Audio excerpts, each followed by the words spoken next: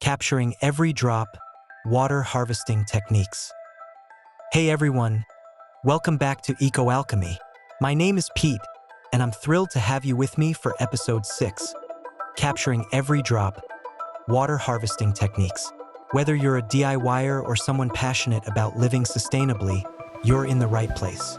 Today, we're going to explore practical, simple ways to harvest and make the most of rainwater, a resource crucial to restoring degraded land and achieving sustainability in water-scarce environments.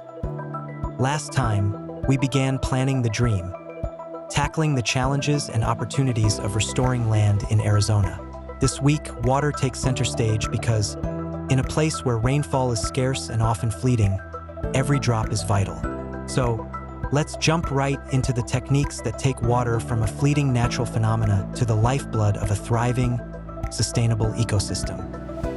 Arizona's arid climate is the epitome of feast or famine when it comes to water.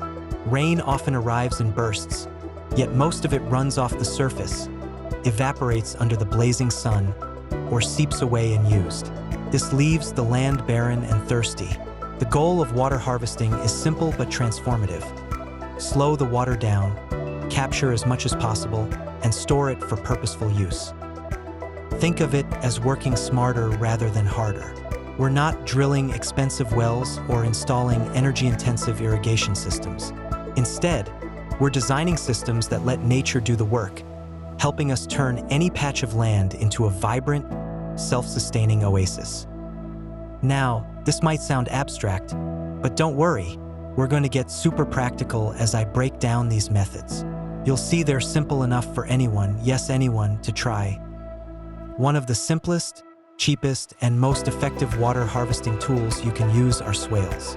These are shallow trenches dug along the contour lines of your land, specifically designed to slow down water flow during rainstorms and allow it to sink into the soil. Picture it.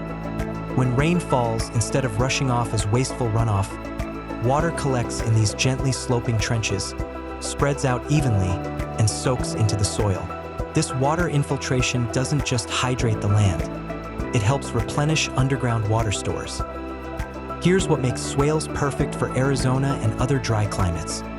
They create pockets of consistent moisture. By planting trees or shrubs along these trenches, you can establish a zone where plants can survive during long drought spells. This is sustainability at its finest, maximizing nature's limited resources with minimal effort. For your swale project, grab some basic tools, a shovel or hoe will do. You don't need fancy equipment. 2. Walk your land to determine the slope. Simpler tools like a cheap spirit level or even a length of clear tubing can help you mark contour lines. 3. Dig your trench along one of these lines, ensuring it's level so the water pools instead of rushing to one side. 4. Add mulch or plant seeds at the sides of your trench to kickstart growth. Here's where your creativity as a DIYer comes in. You can use recyclable materials like cardboard to mulch for free. Swales are fantastic for larger areas, but maybe you're working on a small patch with just a few trees or plants. That's where semicircular bunds come in. These curved structures are perfect for creating microclimates, little oases where plants thrive by trapping water exactly where it's needed most. Semicircular bunds need less digging than swales and can be scaled up or down depending on your project. Here's an easy, step-by-step guide. Identify areas that need extra water retention, gardens, tree bases, or shrubs. Arrange soil or earth in a semicircle around your plant, with the open side facing uphill. This ensures rainwater flows into the bund and pools near the roots. Strengthen the bund with mulch to prevent soil erosion. Not sure if it'll work exactly as planned? Don't sweat it. Like every DIY project, some trial and error is part of the fun and learning. While swales and bunds let water seep into the land, there's always going to be some rain you'll want to capture directly for future use, especially if you're thinking long-term sustainability. That's where rainwater tanks come into play. In an arid climate, rain tanks can act like a safety net. By installing tanks near any structures on your land, whether that's your home, shed, or a greenhouse, You can collect monsoon rains when it's pouring and save them for the next dry spell. Rain tanks don't have to break the bank. Repurposing barrels or other food-grade containers is a cost-effective option. Check local flea markets or recycling events. Just make sure whatever you use is safe for storing water. Bonus tip: consider gravity-fed irrigation systems.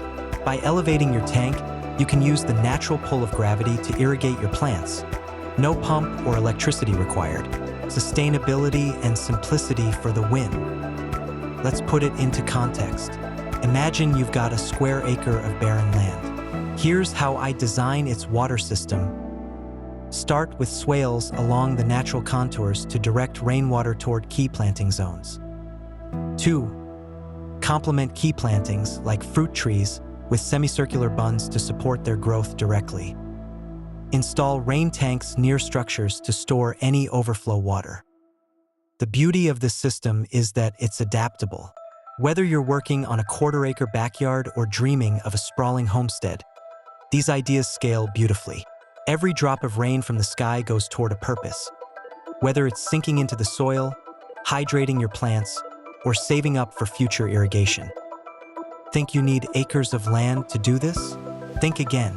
Like every big dream, the key is to start small. Even in a backyard, you can experiment with these concepts to see how they work on a manageable scale.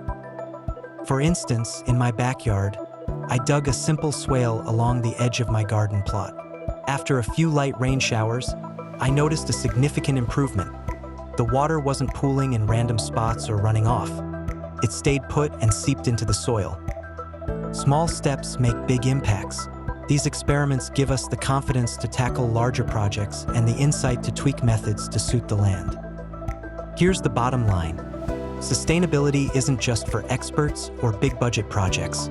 It's for DIYers, moms with backyard gardens, teachers looking to inspire students, and anyone willing to roll up their sleeves and give it a shot. For every swale you dig, every bund you build, and every tank you set up, you're making an environmental difference. These techniques don't just save water. They enhance soil health, combat desertification, and promote biodiversity. That's the essence of living sustainably. It's about doing what you can with what you have. Next episode, we'll tackle another essential piece of the puzzle: soil restoration. Water and soil go hand in hand, and if your ground isn't ready to retain water, even the best swales won't make much difference. I'll cover techniques for rebuilding soil fertility, increasing water retention, and creating a foundation for plants and wildlife to thrive. This stage is where the magic truly begins. Transforming lifeless dirt into a rich, vibrant habitat is one of the most rewarding things you can do as a DIYer and a steward of the earth. Thanks so much for watching. As always, if you've got additional tips or stories about your own water harvesting adventures, drop them in the comments below. I'd love to hear what's working for you and how you're experimenting with these techniques. If you enjoyed this episode, don't forget to hit subscribe and share it with someone who's dreaming of creating a more sustainable world. Until next time, keep dreaming big, experimenting, and taking steps, big or small, toward a greener future. Together, we're turning barren possibilities into flourishing realities. EcoAlchemy, transforming dreams into reality, one step at a time.